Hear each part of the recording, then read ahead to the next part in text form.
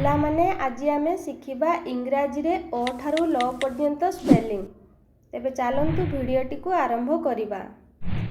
ଓ ଏକୁ ଅ କୁହନ୍ତି। ଏକୁ ଆ କୁହନ୍ତି। ହର୍ଷଇ ଆଇକୁ ହର୍ଷଇ କୁହନ୍ତି। ଦୀର୍ଘଇ ଇକୁ ଦୀର୍ଘଇ କୁହନ୍ତି। ହର୍ଷଉ ଇଉକୁ ଚଉ କୁହନ୍ତି। ଉକୁ ଦୀର୍ଘଉ କୁହନ୍ତି। ରୁ ଆର୍ ଇଉକୁ ରୁ କୁହନ୍ତି।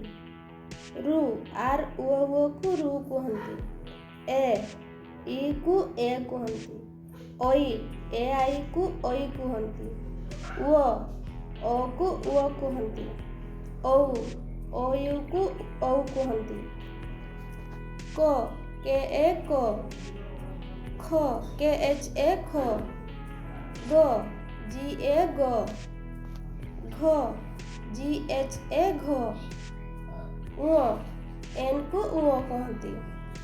ଚ ସି ଏଚ୍ ଏ ଚ। ଛ ସି ଏଚ୍ ଏଚ୍ ଏ ଛ। ବର୍ଗେଜ ଜେ ଏ ବର୍ଗେଜ।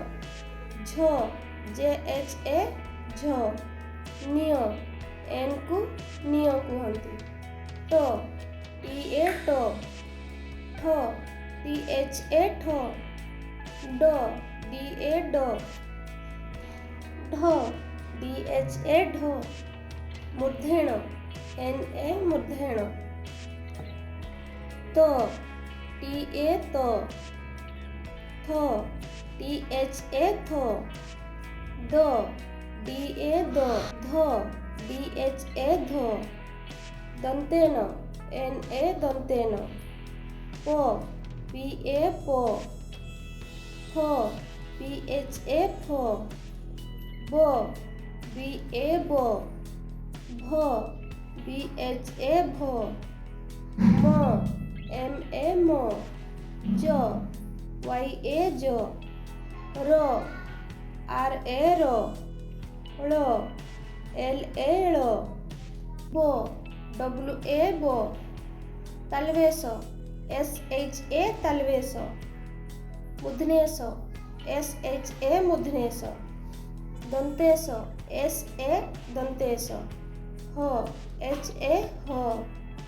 କ୍ଷ K S H Y A କ୍ଷ। ୟ ୱାଇ ଏ ୟ। ଲ ଏଲ୍ ଏ ଲ। ଭିଡ଼ିଓଟି ଭଲ ଲାଗିଥିଲେ ଲାଇକ୍ ସେୟାର କରିବା ପାଇଁ ଭୁଲିବେ ନାହିଁ।